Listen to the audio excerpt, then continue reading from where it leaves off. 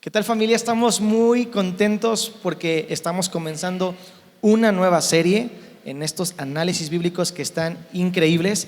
Y el día de hoy tenemos el privilegio de contar con el pastor Ofir, el pastor y doctor Sergio y nuestro director, el doctor Felipe del Castillo. Vamos a recibirlos con un fuerte aplauso. Muchas gracias, nos da mucho gusto estar con todos ustedes a través de esta transmisión y con manteles largos aquí con dos eminencias bíblicas, el pastor Ofir Peña y el doctor Sergio Anaya, recordando que el pastor Ofir Peña es el único mexicano que tiene un comentario hecho para toda la Biblia, así que bienvenidos. Gracias, qué privilegio estar otra vez con ustedes. Eruditos, ¿verdad? Saludos, aquí estamos muy contentos con el buen Ofir, que es un gran amigo, y contentos. Tuvimos a Ofir, me acuerdo, en la serie de La Cosecha, donde hablábamos de Hechos 8, 9 y 10 sobre compartir autos con la doctora Pardillo. Te tocó estar, ¿verdad? Sí, claro. Qué bueno que está hoy con nosotros, Ofir. Y bueno, principalmente que usted y tú que estás enlazado con nosotros le digas a muchos de tus amigos, ahorita usa algún medio de comunicación, que se conecten y no dejen pasar este análisis bíblico con el nuevo tema, plantados en la casa de Dios. ¿A qué te suena plantado en la casa de Dios? Bueno, pues me suena lo que dice el Salmo 1, ¿verdad? Que precisamente seamos como árboles plantados, ¿verdad? Junto a corrientes de las aguas, que da fruto a su tiempo, ¿verdad? Y su hoja no cae. Nos habla de arraigo, nos habla obviamente de un fundamento, nos habla de firmeza, nos habla de estabilidad. Creo que hay muchos elementos que cuando entendemos el concepto bíblico de ser plantados, que es una alegoría y una figura que usa mucho la Biblia en referencia a nosotros como árboles, como lo que representa esa firmeza, lo que da fruto. Jesús mismo nos habló de ello, de que Él es la vid y nosotros somos los pámpanos, o Él es el tronco y nosotros somos las ramas. Entonces creo que es una parte de la Biblia muy importante el estar plantado, arraigado, fundamentado, ¿verdad? Y eso pues es parte de lo que tiene que ver con, me imagino, este tema. ¿A qué te suena plantados en la casa de Dios? Bueno, si lo vemos desde el punto de vista de los árboles, el ecosistema entero depende justamente de ello, ¿no? Un árbol a una distancia de otro se puede convertir en un bosque y a otra distancia en un desierto. Wow. Eso depende de la distancia que hay entre un árbol y otro. Así de importante es cómo están plantados, ¿no? Y en mi opinión, los huertos, como hablamos, como la Escritura habla en Génesis, habla de una intención de plantar algo cerca de otra cosa. No nada más dejar que las cosas estuvieran donde quisieran, sino que estuvieran plantadas de manera intencional. Por eso se cuece aparte ese espacio en el que Dios se mueve con Adán y Eva. Qué tremendo.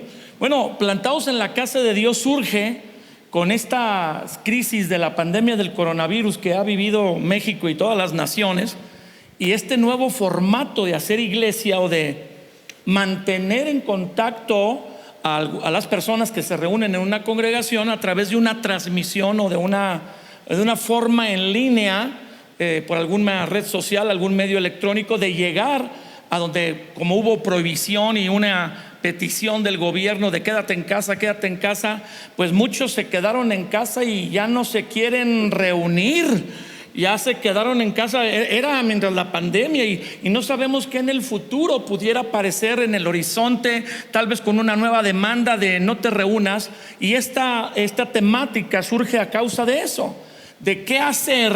Y vamos a revisar la Biblia, que Dios dice, como bien lo decía el doctor Anaya, que si somos como árboles en esta analogía, pues un árbol para dar fruto y cumplir bien su propósito tiene que estar bien plantado.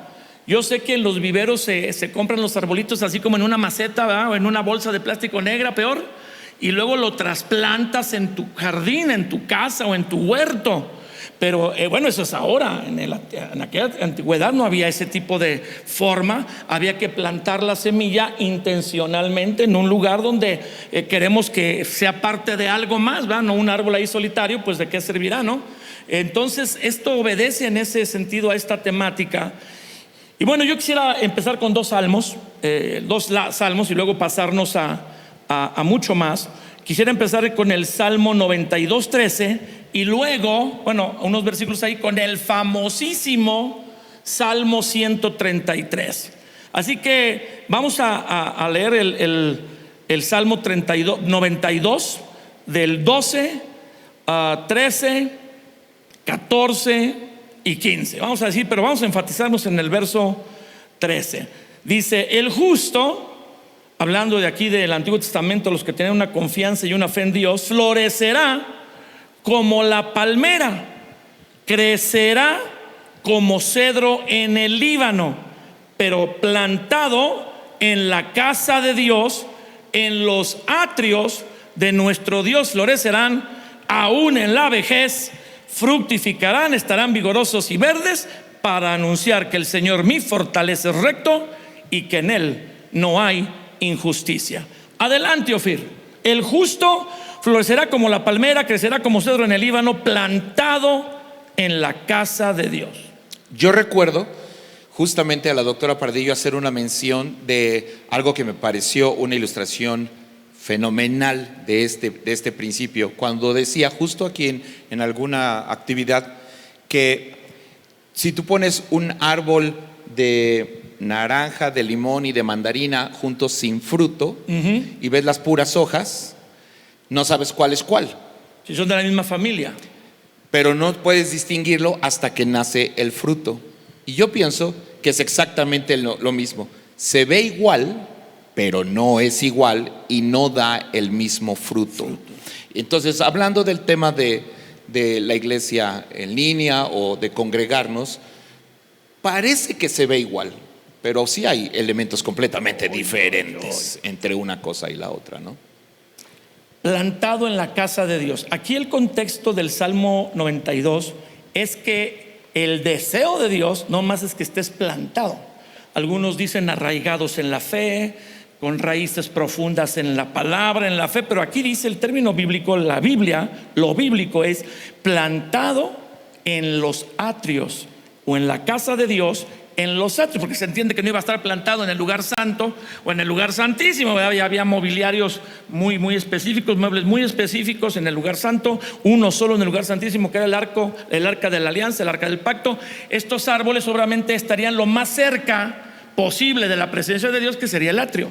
Aquí la Biblia, precisamente en este pasaje, nos menciona dos elementos dentro de lo que es el ser plantados. Habla de la palmera y habla del cedro. Exacto. Y tienen características, Felipe, Ofir, diferentes. O sea, la palmera tiene un crecimiento extraordinario en tamaño. Entonces, nos habla de crecer o de florecer en un sentido de crecimiento, pero también nos habla del cedro del Líbano, que tiene que ver con una fortaleza, con una vigencia, una, vamos a decirlo así, capacidad de resistencia, durabilidad, ¿no? Entonces, qué importante saber que alguien que está plantado no solamente es para tener crecimiento, que es importante y fundamental, sino para tener también lo que representa fortaleza y obviamente vigencia, y no con cualquier situación o circunstancia o problema desarraigarse o perderse. Y creo que, regresando a lo que tocaba Ofir, creo que en esta temporada lamentablemente tenemos que estar conscientes que el no reunirnos ha pasado un efecto espiritual en la vida de las personas, y aún muchos lamentablemente están en ese enfriamiento que no ha sido suficiente, vamos a decirlo así, aún los esfuerzos que hemos hecho con las diferentes congregaciones de hacer las transmisiones, pero hay personas que ni aún con eso han podido mantenerse. Entonces creo que sí es importante el regresar al esquema de saber que plantado y estar obviamente arraigado es un propósito de Dios, y que eso obviamente se da cuando crecemos como familia, no de manera individual. Muy bien, muy bien. Tenemos que recordar, yo trabajé en la agricultura antes de servir al Señor. Vengo de una familia de agricultores por cuarta generación, mi bisabuelo, mi abuelo, mi padre, y en esta situación en aquel tiempo yo, que una planta así, nosotros sembramos productos del campo como las papas, que es un tubérculo, no un árbol, pero también conozco bien lo de los árboles. Antes de dar fruto, florecen. La flor en una planta que da un producto, un fruto, o en un árbol, no es para embellecer el árbol, aunque obviamente hay flores muy hermosas, pero la flor es la indicación de que el árbol va a dar fruto. Por eso dice la Escritura que el justo florecerá como palmera, y luego dice en el versículo 13, en los atrios de nuestro Dios florecerán. O sea, no florecerá en cualquier lugar, sino en los atrios de la casa de Dios florecerá, porque si algo es claro en la Biblia, dice Juan capítulo 15, yo los escogí y los he elegido para que vayan y lleven fruto. Y tú te referías exactamente ahorita a una analogía que hizo la doctora Pardillo sobre que hasta que el árbol da fruto se da uno cuenta qué naturaleza tiene ese árbol, si es en este caso limón, naranja, mandarina, que son de la misma familia. Pero el propósito obviamente de cuando da la flor es anunciar que viene el fruto. Aunque la flor es bella, pues el propósito de un árbol frutal, cuando alguien lo siembra, no es la flor, es el fruto que viene después de la flor. O sea, aunque puedes crecer o puede verse, tú decías, se ve parecido, pero hay diferencias. Lo que busca Dios es fruto. Y ahí hay dos parábolas en la Biblia: cuando se acercó buscando fruto y no lo halló, y él quería decir, dice la historia, que mandar que ya fuera quitada esa higuera, y le dijo la persona que la cuidaba: deja un poco más, que déjala crecer para que dé fruto, porque Dios se acerca a nuestra vida buscando fruto, y para dar fruto hay que florecer primero, y para florecer hay que estar plantado. Sergio. Sí, aquí yo creo que lo importante es entender que nadie va a dar frutos si no está plantado. O sea, sería aún en la naturaleza algo extraordinario que alguna planta pudiera fructificar sin tener un arraigo, sin que sus raíces estuvieran bien, vamos a decirlo así, dentro de lo que es la tierra, dentro de lo que es un aspecto que le impida moverse, ¿no? Y creo que, como decían ustedes, el florecer es como la expectativa de previsión de ya estamos preparando una transición para poder ser fructíferos, para poder dar fruto, pero todo empieza con el arraigo. O sea, yo no puedo pretender dar fruto si primero no estoy arraigado, plantado, y donde estoy plantado, pues va a determinar también la calidad o el tipo de fruto que yo voy de alguna manera a manifestar, ¿no? Y aquí habla claramente de estar plantado en la casa de Dios, para en dar los ese atrios fruto, de nuestro Dios, el fruto sí, que Dios desea. el fruto que Dios desea, no cualquier fruto. O sea, el problema no es dar fruto, Felipe Ofir, el problema es qué tipo de fruto vamos a dar. El fruto de Dios es el único fruto que permanece. Nosotros podemos dar fruto en nuestras propias fuerzas, con nuestras propias habilidades, pero es un fruto temporal, que no tiene la vigencia o la capacidad de ser permanente como el fruto de Dios en nuestra vida. Yo creo, y lo digo porque tengo una mamá que ama las plantas, y que todos los días me cuenta algo sobre las plantas que tiene, y le hemos llegado a contar 400 macetas con plantas, así que algo sabe. Y justo antes de salir a este viaje, me llevó a la parte de atrás de su jardín y tenía muchas patitas de plantas que había arrancado de la planta original y las había puesto en un recipiente de cristal con agua. Y me dijo así: mira, ya le está saliendo raíz. Por lo pronto la hoja no está muerta, está viva. Dice, pero si no le sale raíz, tarde o temprano se va a secar y la voy a tirar. Tengo que esperar a que le salga raíz para plantarla en la tierra. Y entonces sé que se va a volver a convertir en una planta como la que yo quería tener. Así que muchas veces nuestras propias prácticas espirituales pueden ser así. Estamos en el agua, pero hasta que estemos plantados en un lugar específico es cuando el tema del fruto se convierte en un asunto real. Esto nos lleva a muchos planteamientos, realmente, porque a veces las personas, los cristianos, las personas que se acercan a Dios, o cualquier persona que piensa en Dios, cree que el propósito de Dios principal, ya cuando se lee un poco la Biblia, es que tengamos la seguridad de un día estar en el cielo, en su presencia. Y ciertamente la Biblia dice que Jesús vino para dar vida y que ninguno se perdiera. De tal manera amó Dios al mundo que ha dado su Hijo unigénito para que todo aquel que en Él cree no se pierda, sino tenga vida eterna. Pero entonces la pregunta es, no solamente nos quiere dar vida, porque un árbol, una planta verde, frondosa, con una belleza propia de su follaje y de la naturaleza que tiene, es hermosa, pero el propósito de un árbol de frutal o de una planta que da fruto es el fruto, precisamente. Jesús se acerca, Dios se acerca en Juan 15, Él quiere que la vid dé fruto y la limpia para que dé más fruto. Mi Padre la limpiará para que lleve más fruto. Y entonces no es solamente conocer a Dios y un día tener la seguridad que vamos a estar con Él en su presencia. La serie que acabamos de cerrar es El cielo mi destino, sino que Dios nos deja en la tierra conociéndole a Él para dar fruto, no para aguantar así como 10, 20, 50 años hasta que llegue nuestro día de nuestra muerte y vayamos al cielo. Y ahí está el punto, que no solamente Dios quiere que la gente que le conoce se salve de una eternidad sin Dios, sino que mientras está en la tierra dé fruto y llegue a la presencia de Dios con mucho fruto. Sí, y aquí regresamos al punto medular del primer capítulo de la Biblia, Génesis. O sea, Génesis, donde nos habla curiosamente de lo que la bendición de Dios debe producir en nosotros, que es fructificar y multiplicarnos. El problema es que muchas veces, Felipe Ofir, la gente quiere multiplicarse antes de dar fruto. Y entonces obviamente la impartición, por decirlo de alguna manera, o el resultado de todo ello es diferente. Entonces esto aplica para todo, para el matrimonio, aplica para la familia, aplica para el ministerio, aplica para mi vida espiritual. No puedo pensar en multiplicarme sin primero dar fruto, que es un principio también de las plantas. O sea, las plantas dan fruto porque en ese fruto hay una semilla que se va a sembrar y que va a hacer que se multiplique. Y no va a salir una planta, van a salir más. Hablamos ahí de multiplicación. Sí, con el mismo género, vamos a decirlo así, con la misma esencia o genética que esa misma planta que está arraigada le permitió generar ese fruto, ¿no? A ver, Ofir, ahorita vamos a ir al Salmo 133, que yo creo que los dos los siento así como ansiosos de tocar ese salmo tan tremendo. Y eso se aplica a la iglesia también. La iglesia cristiana, el cristianismo nace en una comunidad de discípulos o seguidores de Jesús, que no eran 2 o 3, era un grupo, por lo menos el que quedó después de que Jesús ascendió al cielo, 120 en el aposento alto.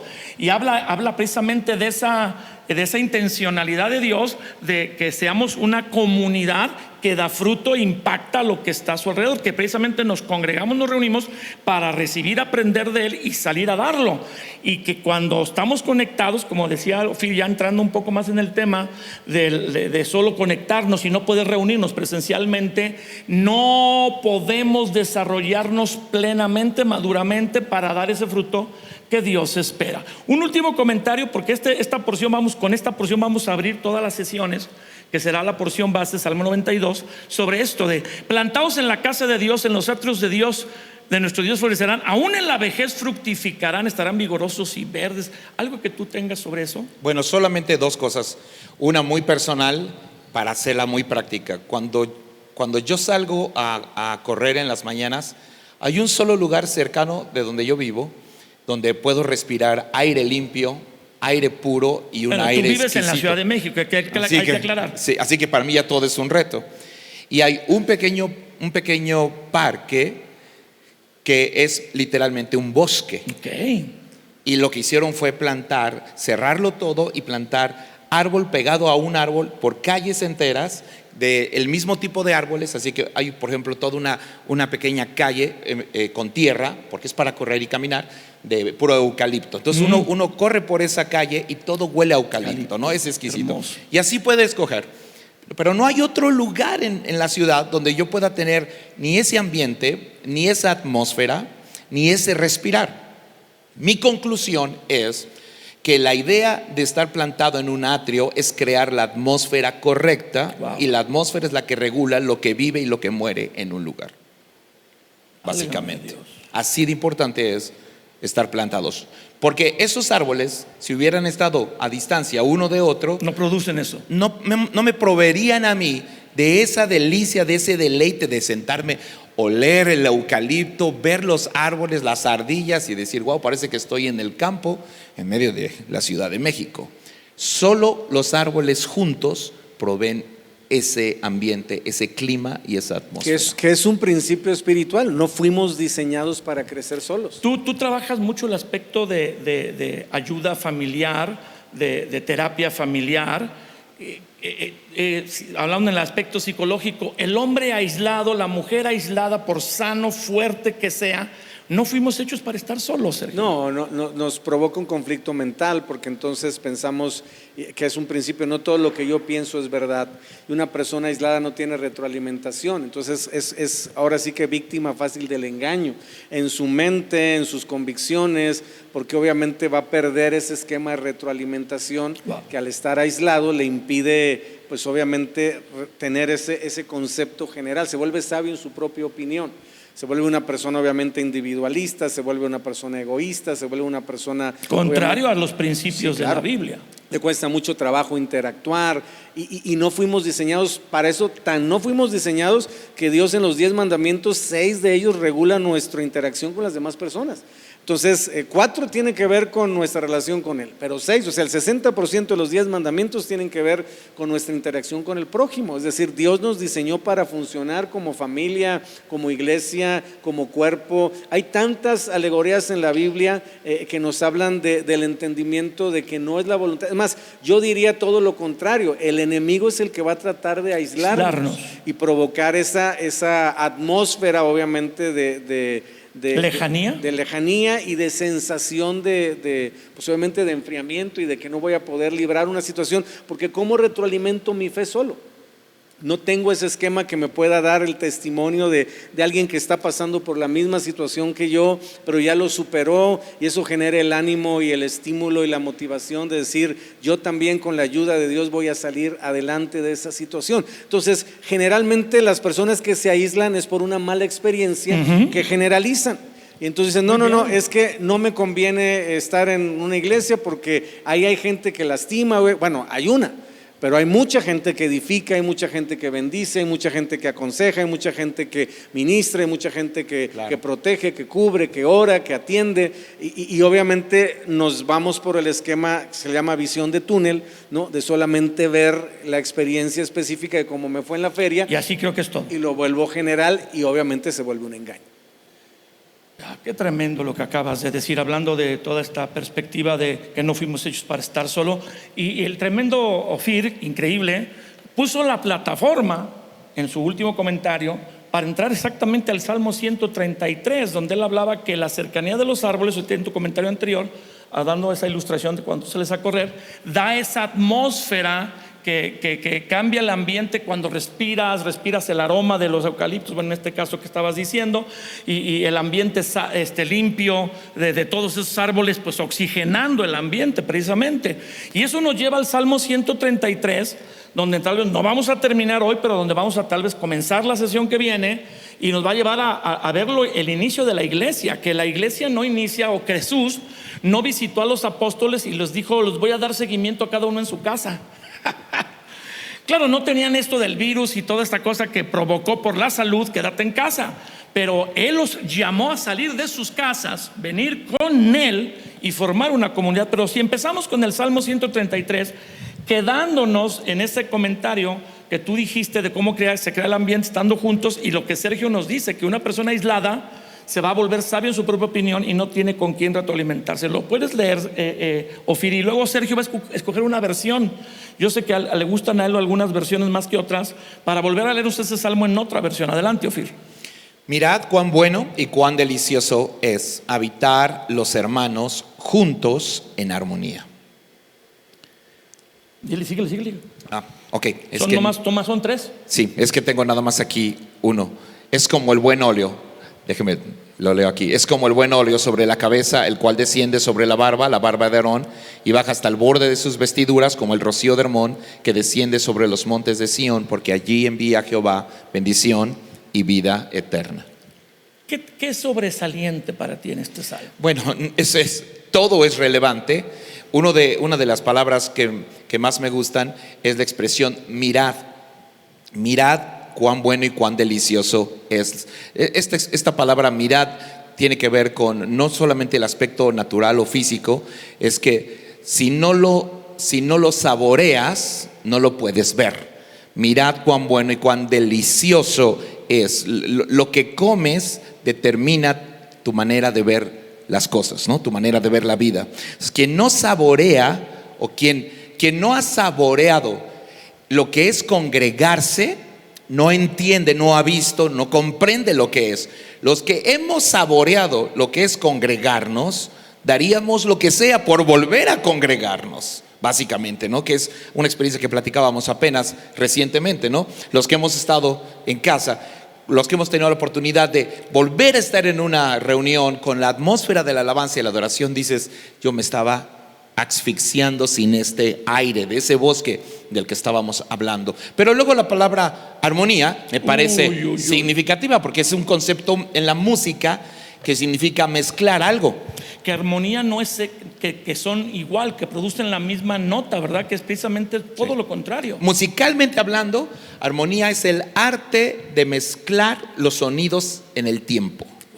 Esa es la definición. Diferentes, los sonidos distintos de diferente instrumento, y mezclarlos, no juntarlos, sino mezclarlos. Esa es la diferencia entre el ruido y el sonido. La armonía. Entonces, cuando dice ahí habitad los hermanos juntos, es este arte en el que un hermano se puede mezclar con otro hermano, y eso no puede pasar de una computadora a otra tan fácilmente, ¿no? No puede pasar. La armonía requiere que se mezclen, y la mezclar algo es mucho más que solamente poner un objeto junto a otro, ¿no? Sí, eso no es mezclar. Como dice la Biblia en el libro de los Hechos al inicio de la iglesia, estaban juntos unánimes, no nomás juntos, unánimes, sí, unidos en una alma. La versión que tú nos vas a leer, Sergio, y vamos a... Dice en la Nueva Traducción Viviente, este mismo capítulo, el Salmo 133, dice la palabra: qué maravilloso y agradable es cuando los hermanos conviven en armonía. Pues la armonía es tan preciosa como el aceite de la unción que se derramó sobre la cabeza de Aarón, que corrió por su barba hasta llegar al borde de su túnica. La armonía es tan refrescante como el rocío del monte Hermón, que cae sobre las montañas de Sión, y allí el Señor ha pronunciado su bendición, incluso la vida eterna.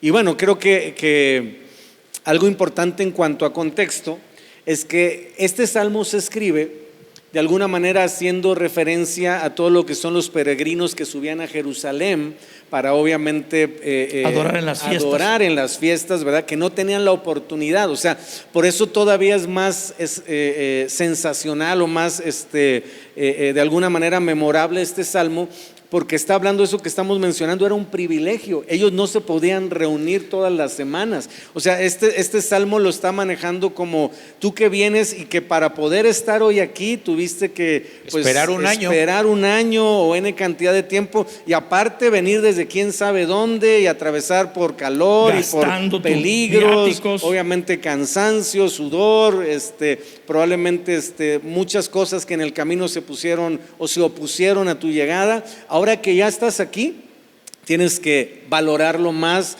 disfrutarlo más y verlo como un privilegio, ¿no? Entonces, esa es la esencia del escritor de este salmo en cuanto a propósito, que podamos nosotros valorar la oportunidad de reunirnos, no como algo de costumbre o cotidiano o que pues es nada más sistemático, sino como algo que el Señor ha diseñado, como dice la palabra, este es el día que hizo el Señor, nos gozaremos y nos alegraremos en él. Wow. No vamos a terminar ya porque tenemos que concluir esta sesión, pero a mí me llama la atención que la armonía al reunirse, cuán bueno y delicioso es habitar los que tienen una misma fe o están bajo una misma familia. En este caso, esta es una porción del Antiguo Testamento trasladándola al Nuevo Testamento, la familia de Dios, con Jesús como el primero o el hermano mayor de muchos hermanos. Cuando somos esa familia de Dios que se reúne, porque habla de los hermanos, no dice qué bueno cuando los seres humanos se reúnen juntos, dice no. Y precisamente el contexto de subir a adorar a Jerusalén está hablando de el enfoque de venir a buscar agradar a Dios, honrar a Dios. Y cuando ese juntarnos trasciende el solo estar uno al lado de otro o ir juntos a un propósito, sino trasciende a la armonía al reunirnos. Y la armonía tiene que ver con que somos distintos y Dios no quiere que seamos iguales, sino que tu distinción y mi distinción se una, y el Espíritu Santo hace de esa mezcla de tantas personas distintas, pero bajo una misma fe, bajo un mismo enfoque, algo delicioso, como dice aquí la Escritura, cuán bueno y delicioso. Y luego lo compara a dos cosas: el aceite y el rocío de Hermón. El aceite valiosísimo, porque es el aceite del sacerdote. Cuando dice, bueno, eso vamos a entrar tal vez la sesión que viene, es como el buen óleo sobre la cabeza, el cual desciende sobre la barba, que está hablando de la barba de Aarón como sacerdote y sus vestiduras sacerdotales. El aceite de la unción sobre el sacerdote era algo muy valioso, era carísimo, muy difícil de hacer y valioso. Y el rocío de Hermón, literalmente la principal fuente de provisión de agua hacia el Jordán, que es el río principal, que la fuente de aguas en todo Israel, que da vida, que produce las cosechas, que de ahí se riega, que llega al mar de Galilea donde hay la pesca. Pero la principal fuente de provisión de agua es las cumbres heladas del monte Hermón, a más de 2000 metros de altura, que se levanta ahí en la tierra de Israel. O sea, habla de una cosa valiosa que es la unción del sacerdote, y luego habla de una cosa vital para la vida, como es el rocío o el agua, lo que surte de agua el Jordán para que dé vida a toda la tierra de Israel. Así de poderosa es el estar en armonía, siendo diferentes y enfocados en un solo propósito, que sería Dios. ¿Un comentario final?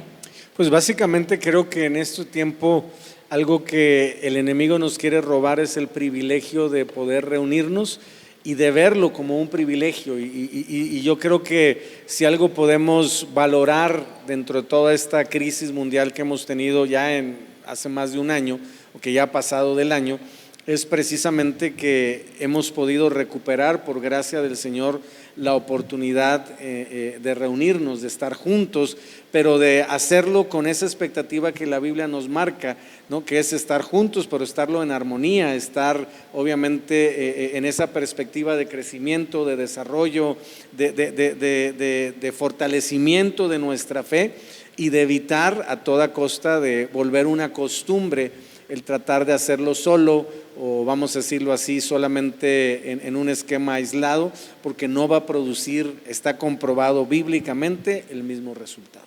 Wow. Ofir. Solamente concluir que la razón por la cual el Espíritu Santo ligó esas palabras, mirad, o sea, tienes que vivirlo en carne propia.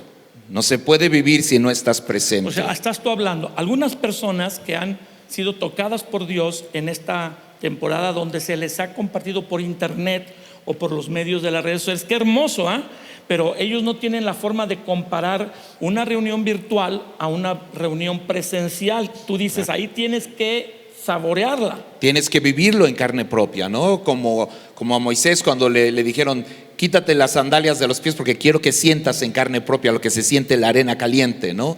Lo que se siente donde yo estoy. Así que esta expresión invita, pero también es una instrucción del cielo, porque no dice, si puedes ve, dice mirad, o sea, ve en carne propia, experiméntalo, vívelo, y lo que vas a descubrir es que es delicioso. Y por último, sin armonía no hay mensaje. La armonía hace que el sonido se transforme en un mensaje. Sí. Sin armonía, el sonido se queda sin utilidad. Pues qué impresionante la verdad que estamos viendo. En la próxima sesión iniciaremos de entrada con el Salmo 133, porque la pregunta que vamos a contestar es si esto mismo que dice el Salmo 133, que dice que ahí envía Dios, que no llegamos hasta ahí, bendición y vida eterna, que es el resultado final de esto, sucede cuando tú en tu casa lo adoras. O sea, esta bendición, hablando de una bendición corporal o corporativa, que tú usas esa expresión, viene cuando yo estoy en casa solo y lo adoro con mi familia en un devocional familiar, o viene cuando estoy en una transmisión, o cómo viene. ¿Se podrá acceder a esta visión de bendición, como Dios va a bendecir a los que están juntos en armonía mandando bendición y vida eterna sin una reunión presencial? ¿Perdemos esto al no reunirnos presencialmente?